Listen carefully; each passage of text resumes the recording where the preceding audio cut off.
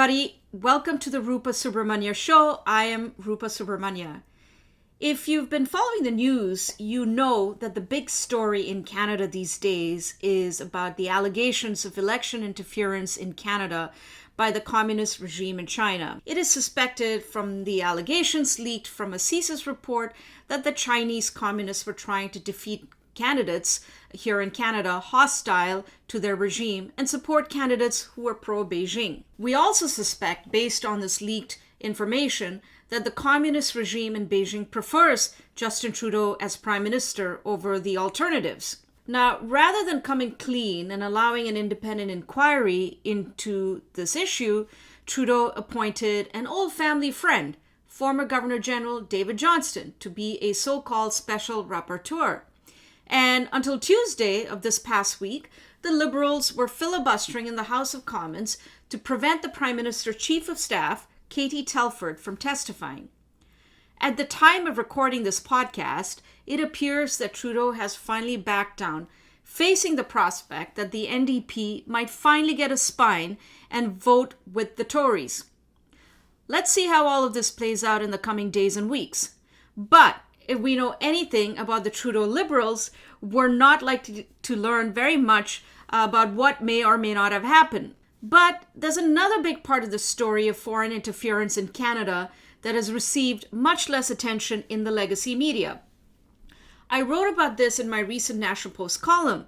The elephant in the room is that the Chinese Communist regime doesn't just try to meddle in Canadian elections, they also have an outsized influence on major Chinese language media houses that operate in the US, Canada, and elsewhere. Now, of course, this is not unique to China. Many countries try to influence their diasporas, everything from their embassies to sponsoring cultural events to trying to get favorable press coverage.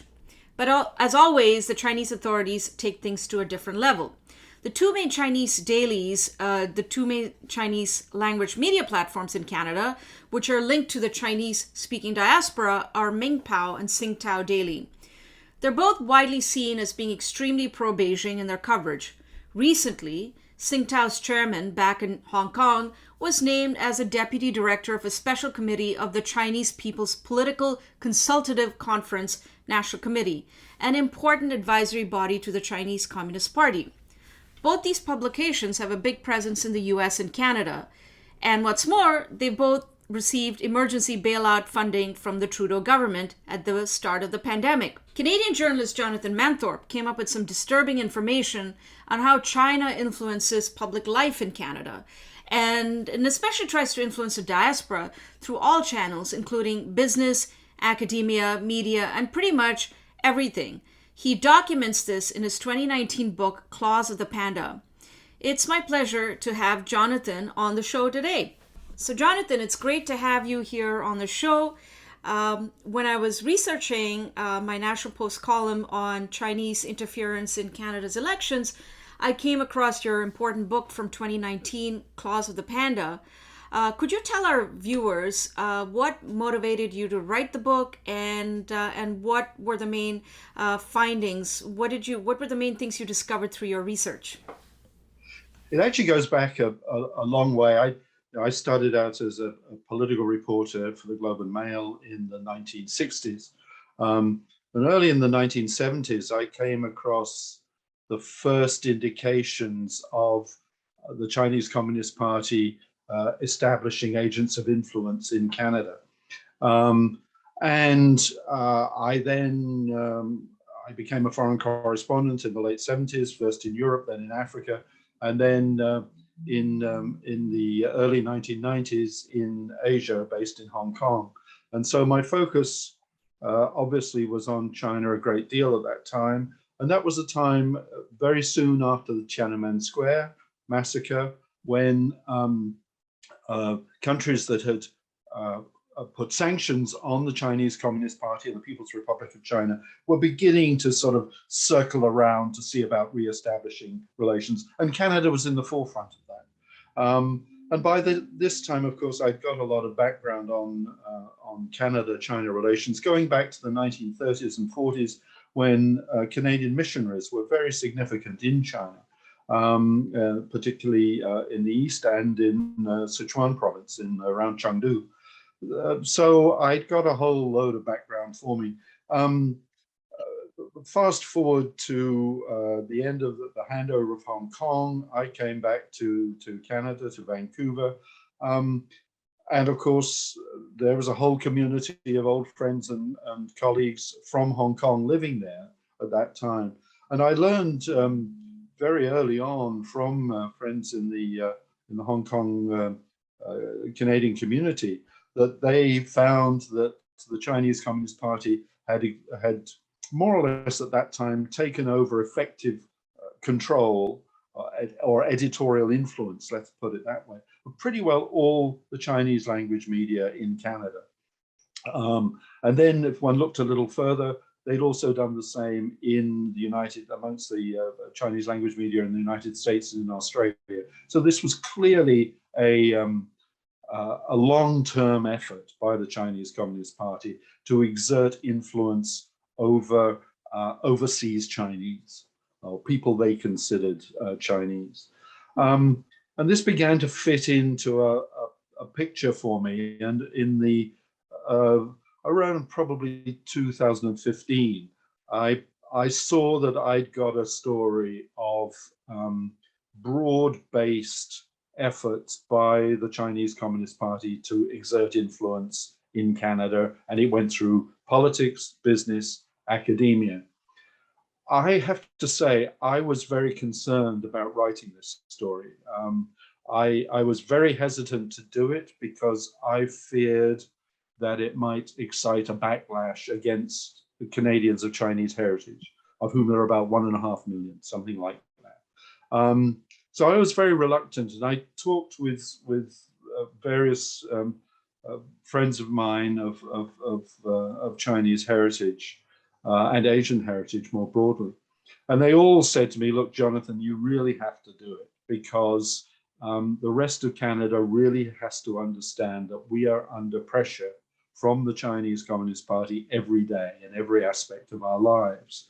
But I needed to find a way of doing it that didn't, well, two things. I mean, one, I didn't want to excite any sort of reaction against Canadians of Chinese heritage, but also I didn't want to be accused of racism, which is often the way that the Chinese Communist Party reacts to criticism of any sort.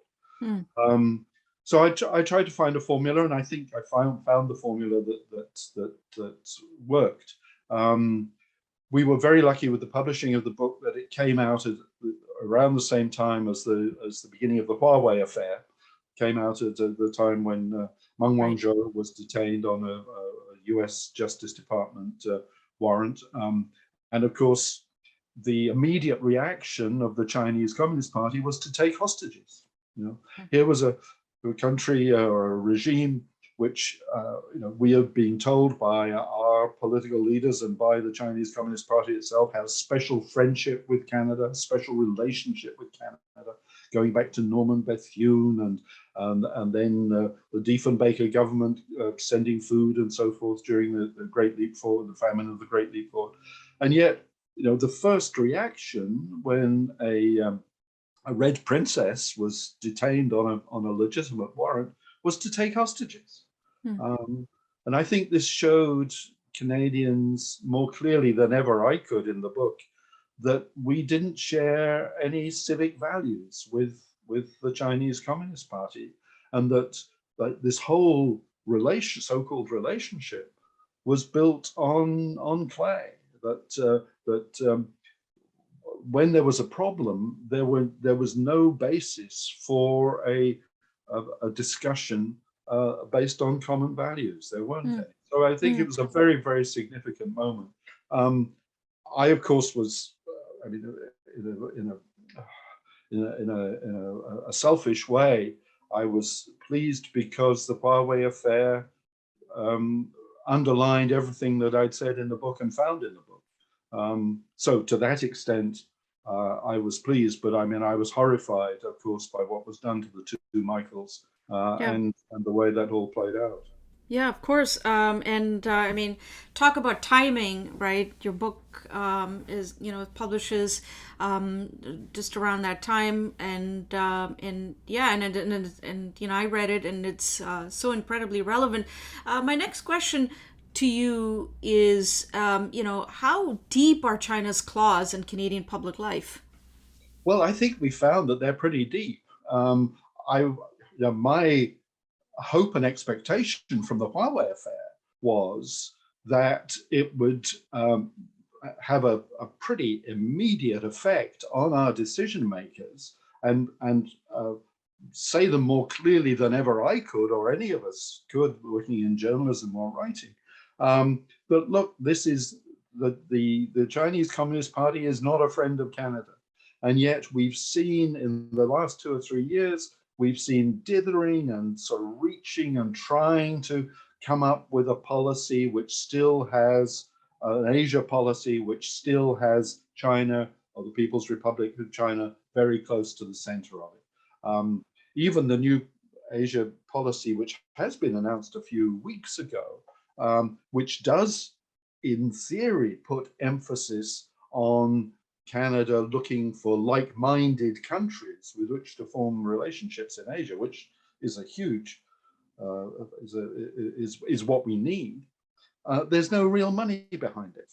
All the words are fine, but it needs a lot more investment to secure that objective. So while the new policy sounds good, I don't see that it's got the backing that it needs to work, and I'm afraid that we're still going to find ourselves that the People's Republic of China is going to very quickly remain the core of our relationship with Asia, which is silly because one, it's not nearly as economically important to us as we've been told.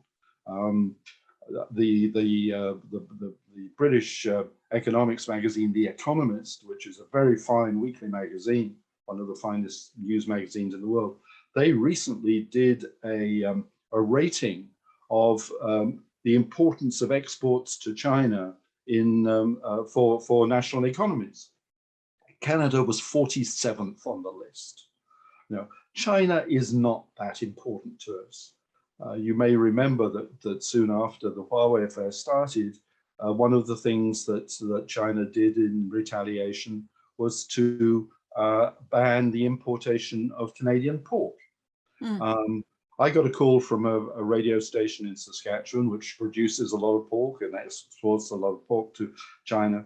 They wanted to talk about this, and so I did some research before talking to them, and they said, well, China is our main export market for pork. It Mm. is in weight. In weight, we sell more pork to China than anywhere else. But in value, in the dollars, we sell more to Japan. Mm. And I think that there are a lot of instances of our trade relationship with China where they've been put in the best possible light. And actually, when you look at them, they are not that great. And the bottom line also is that we import from China at least twice as much as we export. Mostly manufactured goods, of course, a lot of it's stuff we used to produce ourselves. So Mm. the trade relationship with China is, I would say, very problematic. And of course, I mean, let's not forget, and this is something that I've pointed out in some of my columns for the National Post, that I believe to the tune of some $56 billion of Canadian pension money is invested in Chinese companies. And that's a big sum of money. If the trade relationship is not that significant, why are Canadian officials, why is the Canadian government, why is the Canadian political establishment so afraid of China? Afraid, I mean, beholden, I think it's Mm. perhaps a better word. Well, I think Okay. all you have to do is look at the membership of the Canada-China Business Council. Mm. I mean, that is the hub of Chinese Communist Party influence in Canada. If you all the first members of the Canada-China Business Council were all the aristocracy of Canadian business and industry. It was also, of course, at that time run essentially by the Power Corporation. The Power Corporation remains hugely influential in the Canada-China Business Council. And as I point out in my book, we've had about 2 or 3 generations of Canadian prime ministers who have, one way or another, economic or other links to the Power Corporation. So that's where the major influence is. The companies in the Canada-China Business Council are the ones who give donations to the political parties for elections, and this isn't just a liberal. This is liberal and conservative party. This is not a partisan issue. The Chinese Communist Party will lap up any agents of influence it can get in all major parties.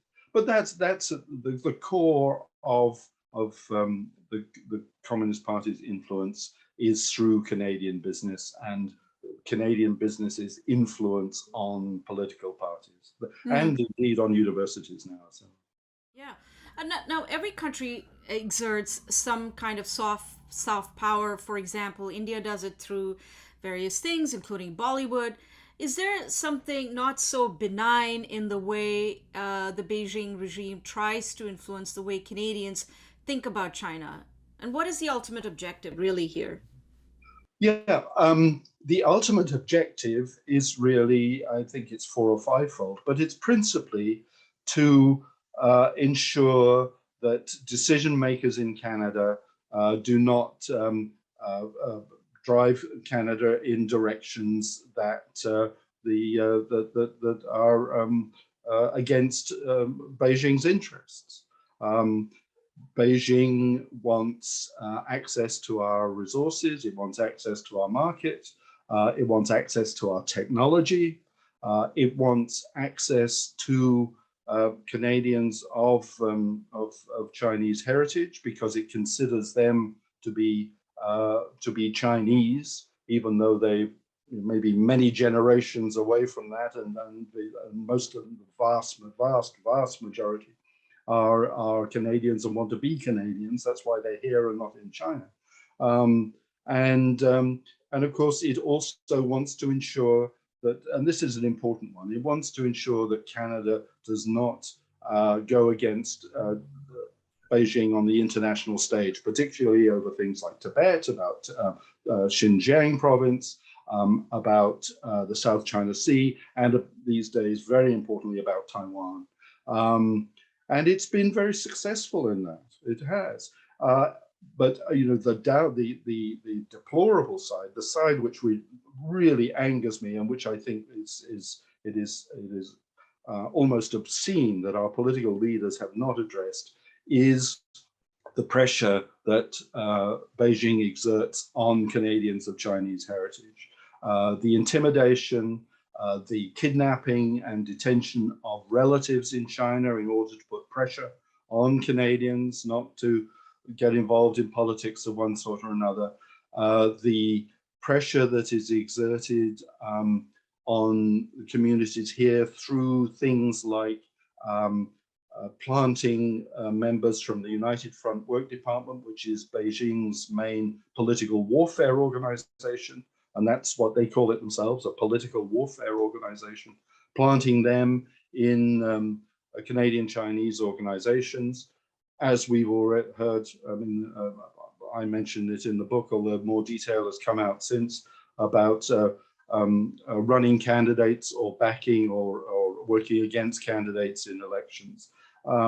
This is all to try to ensure that Canada does not oppose Beijing's interest one way or another. But the Canadian Security Intelligence Service has been warning our political leaders since the 1990s that I know of, and if I know of it, it was probably going on before that, about the activities by the Chinese Communist Party through the United Front here in Canada.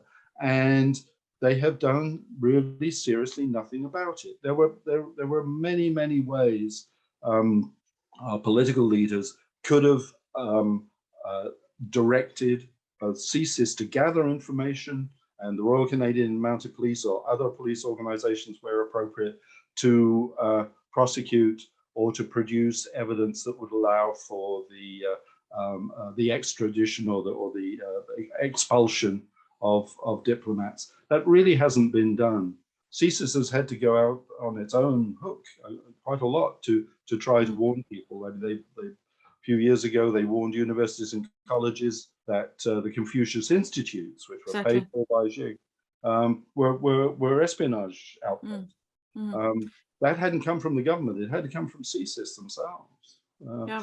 And they've had to be quite activist because at every step, the political leaders have been unwilling to do what's necessary. I was struck in particular how coverage in these two Chinese dailies, Ming Pao and Sing Tao, and you mentioned this in your book, were modified to be not critical of the Beijing regime, in some cases going so far as to doctor the original content appearing in the Toronto Star, Tor Star, until last year owned part of Sing Tao. Do you think that this strategy works? For example, a member of the Chinese diaspora could get their news from a non-Chinese source. Are media houses like Sing Tao and Ming Pao geared mostly towards unilingual Chinese diaspora in Canada who don't really have access to news in the English language? In other words, I'm trying to figure out who the target here is. Who's the target here? No, that's a very good question, Rupa, and it's an important one. The target, immigration to Canada from Greater China has changed dramatically over the last 20, 30 years. Through the 1980s, 1990s, most of the people coming to Canada from that part of the world came from Hong Kong. So they came usually speaking some English. They also, because we're both, if you like, come from British colonial heritage, the institutions are familiar. The way things work was familiar. And most Hong Kongers who came here were fitted pretty easily into Canadian life. Most of it was familiar. The last 20, 30 years, most of the immigration has come from mainland China. And the people who have come here from the mainland are not as familiar with the institutions or how things work here. They're not familiar with the freedoms and the liberties that they have here. And many of them have still prefer to get their news and information in the Chinese language. And it is these people who come from mainland China that the media, the Chinese media, is aimed at. Now, fairly soon after I published Claws of the Panda, I got a message, or several messages, saying, look, Jonathan, do you have plans for a Chinese language edition? Because we think that this would be really valuable for people coming from mainland China who get their information in the Chinese language. It would help them to understand Canada and their lives here. So we did. We have published an edition in Chinese. In fact, there's also an edition in Korean, and there's one coming up in Japanese as well. So you're absolutely right, Rupa. The question of who the target is for the infiltration of the media is very important, and it is, in my view, mostly aimed at people who are relatively recent immigrants from the mainland and who still prefer to get their daily information in Chinese. Yeah, I was struck by the fact that Sing Tao in the U.S. was forced to declare itself as a foreign agent in 2021. Now, this was not a Trump thing, but it happened under Joe Biden. And that means the Department of Justice thought that they were trying to interfere in American political life.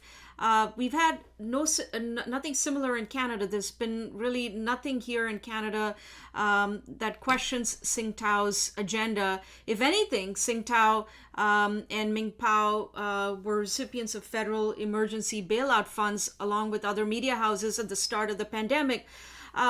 Does this seem strange that there wasn't any scrutiny about as to who was getting this money? Why didn't we have a similar reaction here from the Canadian government?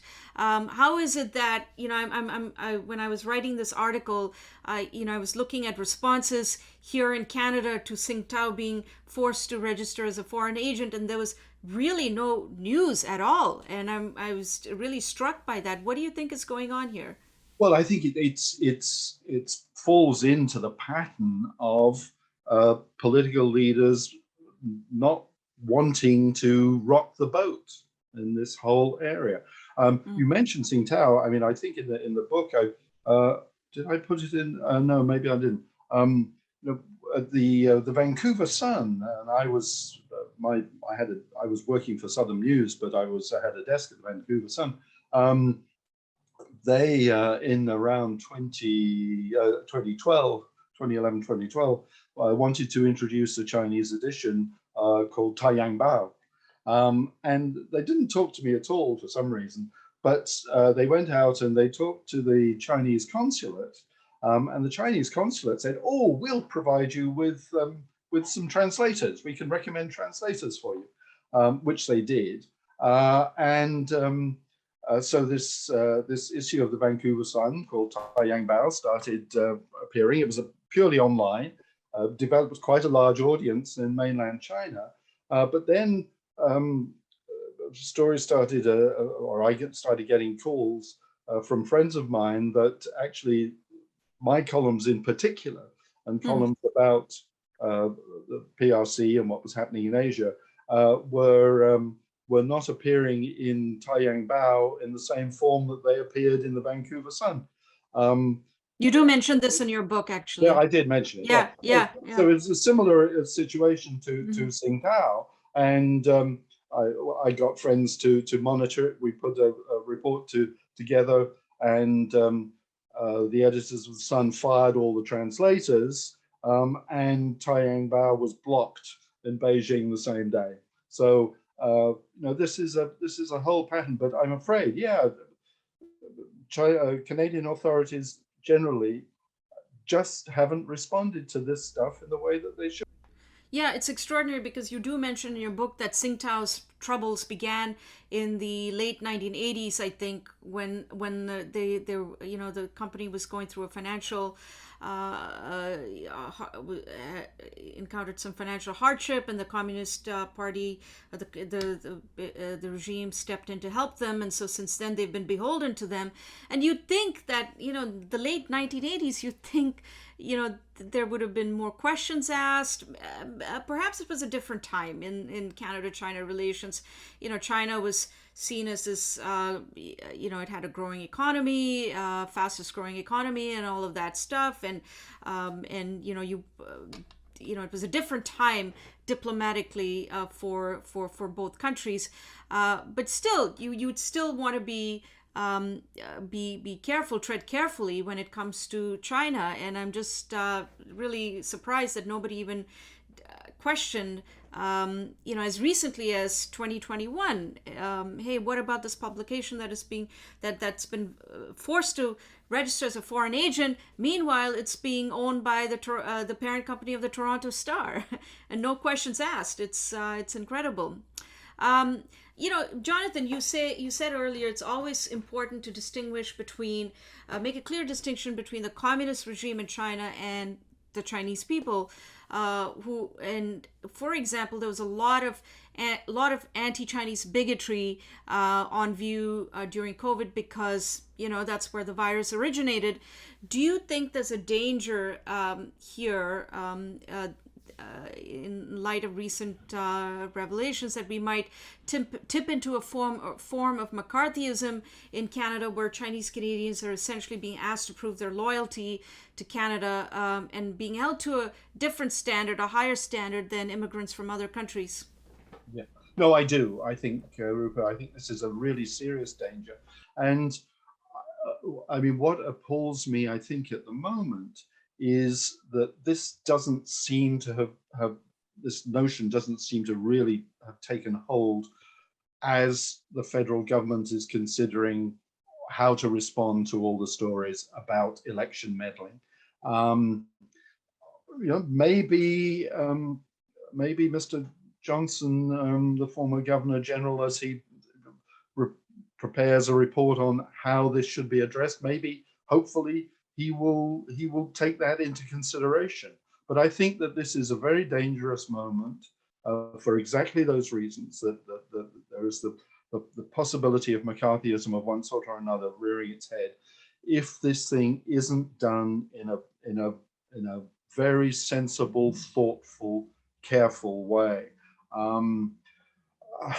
So I'm anxious about it, and I wish I was more confident that it was going to be dealt with in a more straightforward way, because I still see lurking behind all this the desire amongst political, business, and academic establishments, a desire to somehow maintain this so-called engaged relationship with the Chinese Communist Party.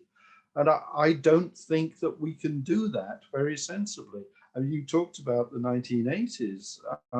The signs were clear then that we were not dealing with a regime that had any intention of reform or of accepting Canadian values or Western values or human rights values of any sort. They made it very, very plain at Tiananmen Square and afterwards that this was not going to happen, that the Chinese Communist Party was not going to reform, that it was not going to accept anything which might diminish or remove it from power. And while that is the case, I would argue that we can only have a fairly simple transactional relationship with them. And I would argue that we should leave it at that.